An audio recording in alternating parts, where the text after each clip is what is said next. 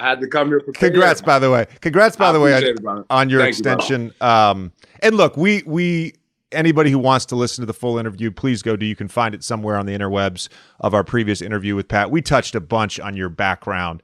I think this is a good point. You know, while you're flexing here, it is a good point to sort of bring this up. And you told a bunch of stories on that podcast. The two that really stuck out for me was that bus ride in Ukraine when you were texting your agent, and then you at the Wailing Wall in Israel. If you wouldn't mind just resharing some of those major moments along your journey from 2009 when you were drafted till 2013 when you played in the NBA while you were overseas. Well, I get drafted by the Lakers, and I get traded to the Heat. And you know, my whole process with everything, you know, I'm excited. You know, I'm trying to make a team. You know, I got 2 children at the time. I'm trying to provide for them. You know, at the time, I really know I'd run a team yet. You know, so you know, the Heat automatically, you know, they send me back overseas. You know, get better at my craft, come back. You know, I got a chance to, you know, be in that summer with LeBron and Chris Bosh and D Wade and those guys. I learned a lot.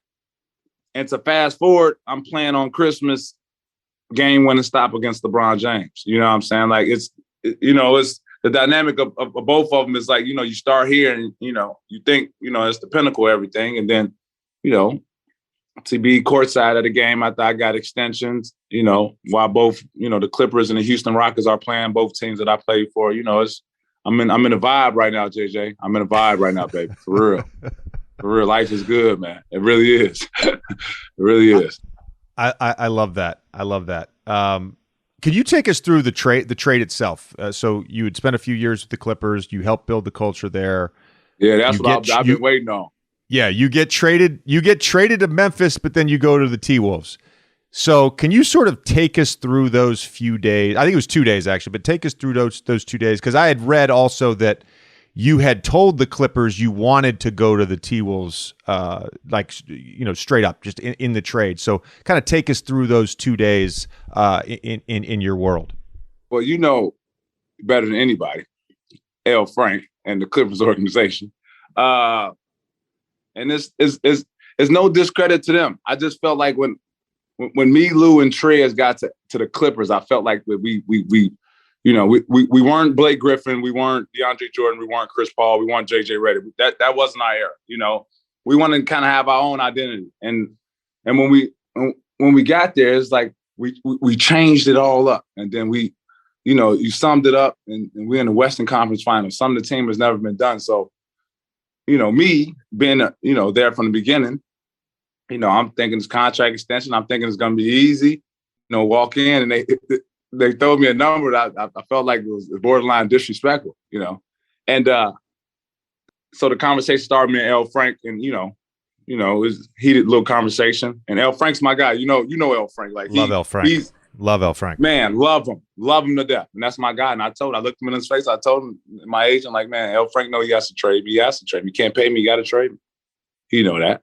And from that point, he told me, give me my teams. And Minnesota was in my top 3.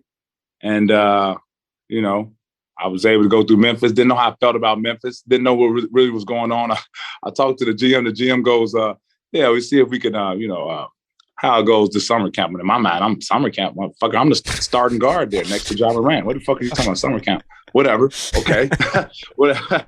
And then I go to Minnesota, and, you know, I say I'm going to make the playoffs. And, you know, people, again, they look at me like I'm crazy, and, you know, sitting in 7th place.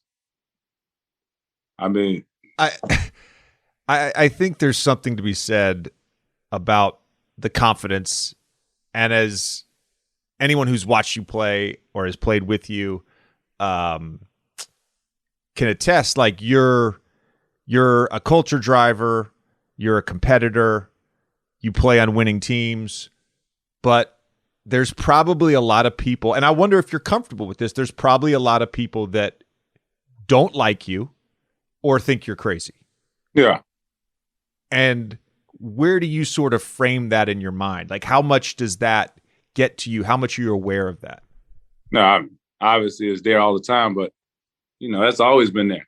Right? That's the beauty of it, you know? Like, that's the That's what gets me going. Like, oh yeah, I love that. Love that. Okay, I hear boos. Okay, I love that. But like,